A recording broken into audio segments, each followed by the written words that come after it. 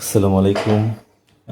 গত 23 তারিখ মাগরিবের আজানের সময় আমি ইফতারের সময় আমাদের বাসায় চুরি হয়েছে।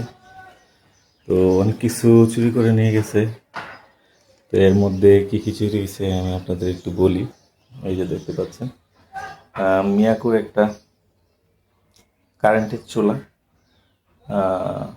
মাস খানিকও হয় নাই কিনা হয়েছে আর কি। তো এটাও চুরি করে নিয়ে গেছে। এখানে ছিল আপনার গ্যাসের চুলা চুরি করে নিয়ে গেছে, গ্যাস সিলিন্ডার নিয়ে গেছে। মাঝখানে তো আপনারা সবাই জানেন যে গ্যাসের সংকট হয়ে গেছিল। তো 2500 টাকা দিয়ে একটা গ্যাস সিলিন্ডার নিয়ে আসছিল, একেবারে নতুন।